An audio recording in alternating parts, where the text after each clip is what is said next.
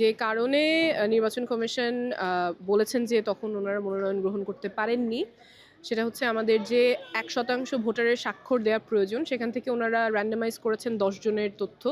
সবগুলো তথ্যই ওনারা সত্য পেয়েছেন, তাদেরকে খুঁজে পেয়েছেন। এর মধ্যে একজনের বাসা খিলগাঁয়ে, খিলগাঁয়ে 2টা আসনই আছে, ঢাকা 9ও আছে, 11ও আছে। সে প্রথমবারের মতো ভোটার, উনি জানতো উনি ঢাকা 9-এর ভোটার।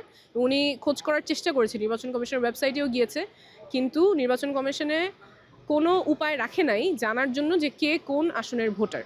তো উনি বিশ্বাস করেছেন উনি ঢাকা 9-এর ভোটার, সেভাবেই স্বাক্ষর দিয়েছেন।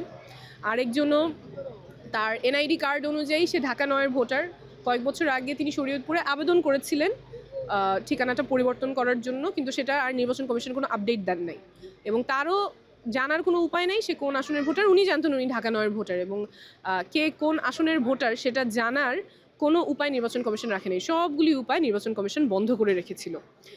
তো এই কারণে ওনারা মনোনয়ন গ্রহণ করেননি, কিন্তু আমরা সেটা আপিল করেছি এবং আমাদের আপিলের শক্ত যুক্তি আছে। আমাদের আইনজীবী জানিয়েছেন যে এটার অতীত নজির আছে, শক্ত গ্রাউন্ড আছে, এবং আমাদের দৃঢ় বিশ্বাস যে জনগণের সমর্থিত প্রার্থী হিসেবেই আমরা নির্বাচনে লড়তে পারবো।